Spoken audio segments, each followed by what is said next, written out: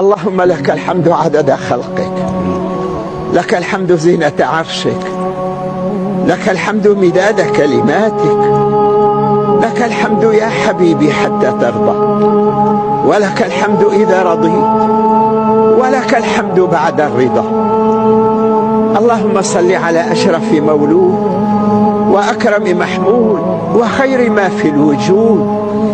اللهم صل على سيدنا محمد في الأولين، اللهم صل على سيدنا محمد في الآخرين، اللهم صل على سيدنا محمد في الملأ الأعلى إلى يوم الدين.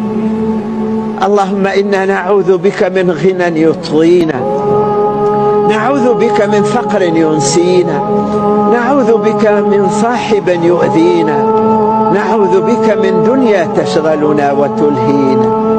لحظة في رحاب قدسك يا الله خير لنا من الدنيا وما فيها.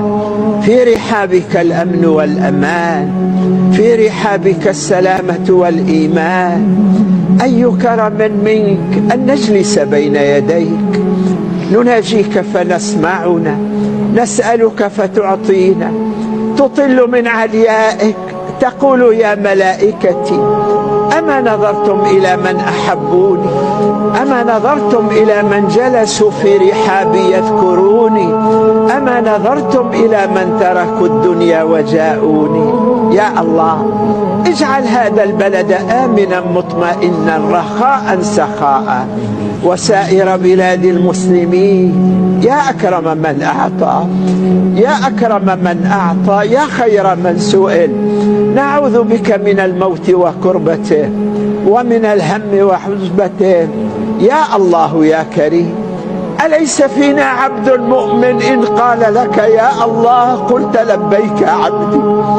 أليس فينا أمة مؤمنة إن رفعت أكفها إليك وقالت يا الله قلت لبيك أمتي؟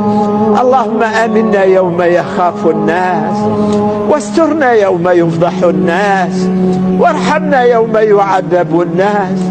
يا حبيبي إني أحقر من أن أرفع إليك أكفي فأدعوك فتستجيب، لكنك أنت الذي علمتنا الدعاء، وأنت الذي وعدتنا بالإجابة.